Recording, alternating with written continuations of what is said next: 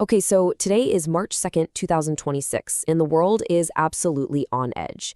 A massive new conflict has just erupted in the Middle East, and we're going to break down exactly what's happened over the last 72 hours, based on everything we know right now.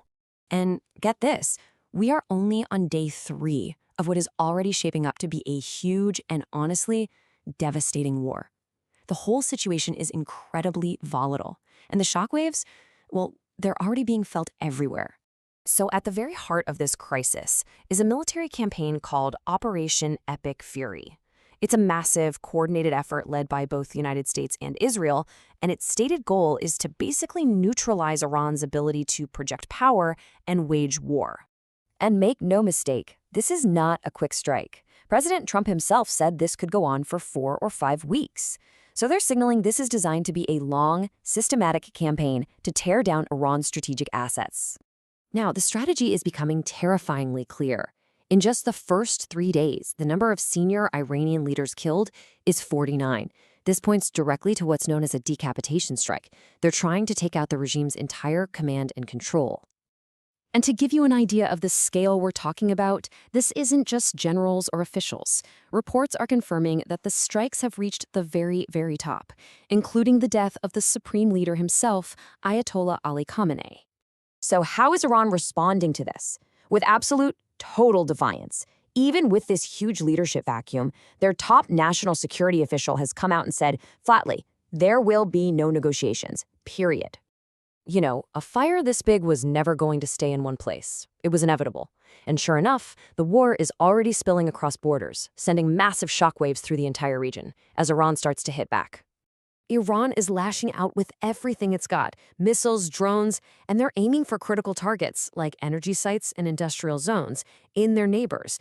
We're talking Saudi Arabia, Qatar, Bahrain, and the UAE. They are all taking fire. For Israel, this has just become a whole new nightmare. They're now fighting a war on 2 fronts. At the exact same time they're engaged in this huge air campaign against Iran, Hezbollah, Iran's proxy in Lebanon, has opened up a second front, just hammering northern Israeli cities like Haifa with rockets. Okay, so as the fighting gets more and more intense, the rest of the world is being forced to pick a side, whether they like it or not. And the diplomatic fallout is immediate, it's deep, and it's creating these huge divisions across the globe. The reactions are coming in fast, and they are all over the map. You've got the UN Secretary General calling the strikes unlawful. Then you have Russia and China, who have formally condemned the US and Israel. And, even back in Washington, this is causing a huge fight, with Congress already trying to challenge the president's authority to even wage this war. This whole thing isn't just happening between governments. It's exploded onto the streets. We're seeing huge demonstrations in cities all over the world, from Milan to Rome to right across the US, with people coming out in force both for and against what's happening. Right, let's talk about the real-world cost of all this. Because it's not just politics. We're already seeing a tangible and devastating cost in human lives and for the global economy. We've just had confirmation from the Pentagon, the first American casualties of this war. 6 U.S. service members have been killed. And it's not just soldiers, of course. Civilians are caught right in the middle of this nightmare. We're seeing these desperate emergency evacuations, like Indian medical students trying to get out of Iran, while others are just completely stranded, as hubs like Dubai shut down their airspace. The economic shock hit almost instantly. The price of Brent crude oil, that's a key global benchmark, it jumped nearly 10%, almost overnight. So what does that 10% jump really mean?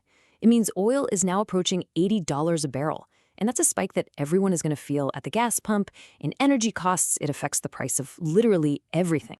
And it's not just oil, not by a long shot. Global trade in the region is just grinding to a halt. Two of the biggest shipping companies on the planet, Maersk and MSC, have suspended everything through the Strait of Hormuz, which is this critical choke point for world trade. A crisis this huge, it doesn't just become the top news story. It becomes the only news story. It's consuming all the oxygen in the room and pushing every other major event completely into the shadows. I mean, think about this. Tonight, there's a total lunar eclipse. This beautiful cosmic event that people all over the world look up to see. But over the Middle East, you can't see it. The sky is just hidden by smoke. Or how about this? The World Cup is right around the corner, the biggest sporting event on Earth. And now, because of all this, an entire nation's spot in the tournament is suddenly and seriously in doubt. And even back in the US, really important stuff is happening. The Supreme Court is hearing these landmark arguments that would normally be front page news for weeks. Today, you'd be lucky to even find a mention of it. It's completely overshadowed. So the official line is that this operation could last up to 5 weeks. 5. And let's just remember, we are only on day 3. Everything we just talked about is just the beginning.